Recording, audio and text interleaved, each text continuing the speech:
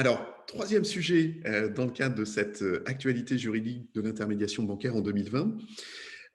En septembre, tu as fait une communication qui a créé à la fois beaucoup de crispation et aussi beaucoup d'attentes. Alors, cette communication, c'était quoi? C'était sur le fameux calcul du TAEG et le fait que, apparemment, avec deux décisions de justice, j'allais dire concomitantes, mais en tout cas à quelques semaines ou quelques mois d'intervalle, les frais de courtage ne seraient pas à calculer dans le cadre du TAEG. Est-ce que tu peux nous réexpliquer tout ça, Laurent, parce que je crois que ça mérite beaucoup d'éclaircissements de ta part. Savez-vous que 99% des frais de courtage ne sont pas dans le TAEG? Il y a pas de conditionnel. Mais bien sûr, vous savez aussi ce que tu dis, Eric. Vous savez aussi la réalité, c'est-à-dire que la réalité, c'est tous les jours des banques qui imposent l'intégration des frais de courtage dans le TAEG, qui profitent de cette imposition forcée des frais de courtage dans le TAEG des prêts pour, entre guillemets, discuter avec les courtiers, rogner leur rémunération éventuellement. On voit aussi toute la perspective que la disparition des frais de courtage dans le TAEG, ou l'absence plutôt des frais de courtage dans le TAEG, contient, notamment du point de vue des prêts qui, par les taux d'usure qu'on connaît, quelquefois passent très difficilement. Donc, C'est vrai. de multiples intérêts à voir les frais de courtage en dehors du TAEG. Qu'est-ce qui crée cette déflagration et ce choc? Alors, on va dire les choses, pardon, excusez-moi, extrêmement simplement. La règle de droit est extrêmement claire. Les frais de courtage ne sont pas dans le TAEG dès lors que la prestation de courtage ne fait pas partie des conditions exigées par la banque au titre de l'octroi du prêt. Voilà exactement la règle. Dès lors que la banque n'exige pas du client qu'il passe par un courtier pour octroyer le prêt, les frais de courtage sont en dehors du taux annuel effectif global. Et ça, c'est la règle de droit, pas seulement pour les frais de courtage, mais pour tous les frais. Pour tous OK. les frais. Pourquoi il y a une surprise et pourquoi il y a les difficultés que tu évoquais, Eric? Ben, tout simplement parce que pendant des années, exactement de 1966 à 2016, tous les frais, y compris les frais de courtage, ont été intégrés au TAEG. Mais la règle a changé en 2016. Tous ceux qui vous citent des jurisprudences, notamment de la Cour de cassation, et j'en possède à la disposition de ceux qui le souhaitent, de magnifiques, de 1975, même 2004 si on veut, hein, ça fait jamais quasiment que 20 ans. Donc tous ceux qui citent ces jurisprudences de la Cour de cassation qui sont préhistoriques se réfèrent à une règle de droit qui a disparu en 2016. La règle de droit a disparu en 2016 pour devenir celle que je viens d'énoncer. Les frais qui entrent dans le TAEG sont ceux qui font partie des conditions d'octroi du prêt. Simplement, les banques n'ont absolument pas modifié leur comportement. Simplement, le fait d'énoncer ce qu'on est en train de dire était inaudible. Mais non, ce n'est pas possible, tout ça est faux, les banques ne font pas comme ça, les banques ne veulent rien entendre. Et bien entendu, je reviens sur mon refrain classique, en l'absence de tout contrôle des autorités publiques, des banques, en l'absence d'actes concrets de protection des consommateurs, on peut continuer joyeusement. Donc, on assiste ici à un phénomène assez spectaculaire, celui d'une règle de droit qui change le 1er octobre 2016, sans qu'aucun comportement ne change à côté. C'est Et passé complètement sous les radars, finalement. complètement sous les radars, et quand on en parlait, moi et comme d'autres, hein, c'était tout simplement, personne ne l'entendait. Voilà. Je n'écoute pas, parce que je sais que c'est pas vrai. C'est pas le droit. Le droit, c'est exactement ce que j'énonce et tout ça est vérifiable. Et notamment, vous pouvez tous le lire dans votre livre de chevet préféré, le code monétaire, le code de la consommation, pardon, cette fois, dans son article L 314-1. Vous avez les supports écrits très détaillés de tout ce qu'on est en train d'échanger avec toi, Eric, aujourd'hui. Et donc, vous pouvez lire exactement le texte, exactement la source, exactement l'article. Qu'est-ce qui s'est passé en 2020 et pourquoi ce sujet mérite tout à coup de se retrouver dans les actualités juridiques? Eh bien, comme tu l'as très justement dit, Eric, Il y avait la règle complètement ignorée et méprisée, mais il s'est trouvé que des tribunaux, en l'occurrence des cours d'appel, Hmm. ont jugé la règle. Non pas une cour d'appel, non pas deux cours d'appel, comme tu l'as dit très justement, mais même trois cours d'appel. Donc nous avons celle de Rennes le 17 mai 2020, nous avons celle de Bordeaux le 30 juin 2020 et nous avons celle de Metz le 17 septembre 2020. Alors, chose extrêmement amusante pour ceux qui nous écoutent, enfin, j'espère faire partager mon amusement en tout cas, ces arrêts ont été rendus par des cours d'appel à la demande des banques.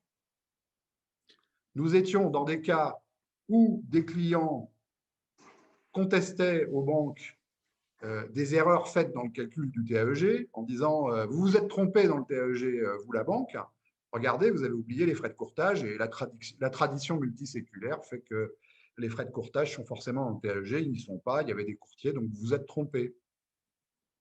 Les juges ont condamné les banques en disant vous vous êtes trompé. Et les banques, pleines de ressources, sont allées voir les juges d'appel. Et 3 fois, à Rennes au mois de mai, à Bordeaux au mois de juin, à Metz au mois de septembre, le juge d'appel, à la demande de la banque, dit non, non, la banque, en omettant d'intégrer les frais de courtage dans le TAEG, ne s'est pas trompée, parce que la règle de l'article L314-1 du Code de la consommation, c'est bien celle-là. Et donc, les banques ont obtenu, à leur demande, la reconnaissance du droit à l'inverse de leur pratique juridique courante. Voilà exactement la Quelle ironie! situation dans laquelle on est aujourd'hui. Ok, très bien. Alors, est-ce que euh, pour ceux d'entre nous qui sommes un petit peu profanes en matière de droit et de procédure, est-ce qu'on peut dire que ces 3 arrêts vont faire jurisprudence? Est-ce qu'il n'y a pas un risque de cassation, etc., etc. Dis-nous tout. C'est Ton pronostic en le, quelque sorte.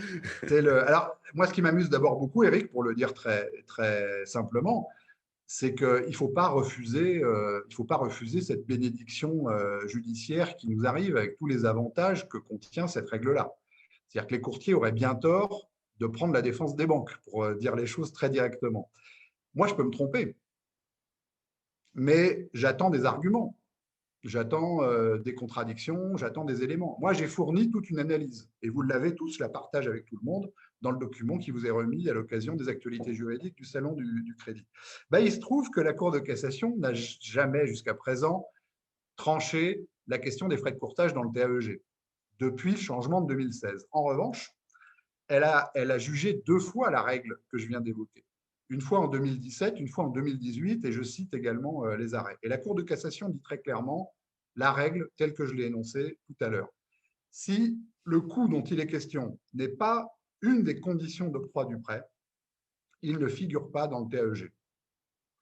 Et la deuxième chose, c'est que d'un point de vue de pure tactique judiciaire, il y a assez peu de chances que les particuliers qui ont été déboutés en cours d'appel et a fortiori les banques qui ont obtenu gain de cause, puisque je rappelle que c'était à leur demande. Donc il y a assez peu de chances que les banques qui ont obtenu gain de cause aillent voir la Cour de cassation en disant non, non, vérifiez bien que la Cour d'appel a eu raison. Donc la cour de cassation a déjà jugé tout ça. C'est une règle, alors c'est une règle de droit qui est, quand je disais c'est spectaculaire, quelquefois, on a des mauvaises interprétations juridiques parce que les règles sont elles-mêmes un peu compliquées ou pas forcément très claires. On a évoqué tout à l'heure, même si on a essayé de le clarifier, la question de l'instruction des prêts. Il faut travailler un peu la règle pour qu'elle nous produise la réponse. Là, ce n'est pas le cas du tout.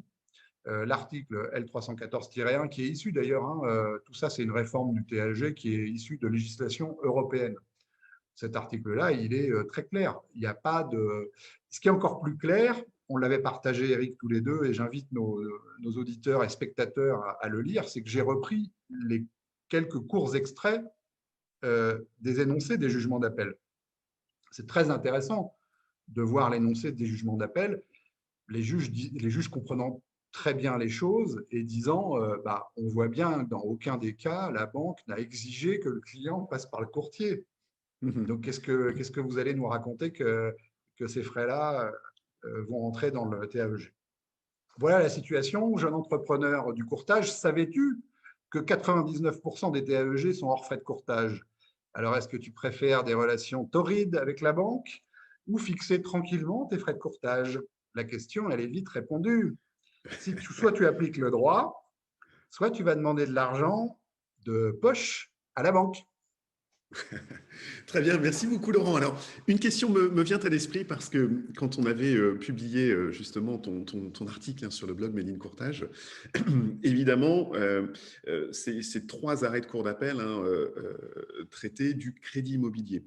Est-ce qu'on pourrait avoir le même raisonnement, cette fois-ci, pour le regroupement de crédit, sachant que la relation entre banque et distributeur est très différente, hein, évidemment, puisqu'on parle de mandataire de la banque, de mandataire exclusif ou plutôt non exclusif au niveau des IOBSP. Ton avis peut-être là-dessus, Laurent? C'est une très juste remarque, Eric. Et la réponse est assez simple aussi, en réalité. Tout le monde a bien compris la règle et c'est celle-là qu'on doit conserver en tête. Les frais, quels que soient les frais, n'entrent dans le TAEG qu'à condition qu'ils soient une des conditions d'octroi du prêt.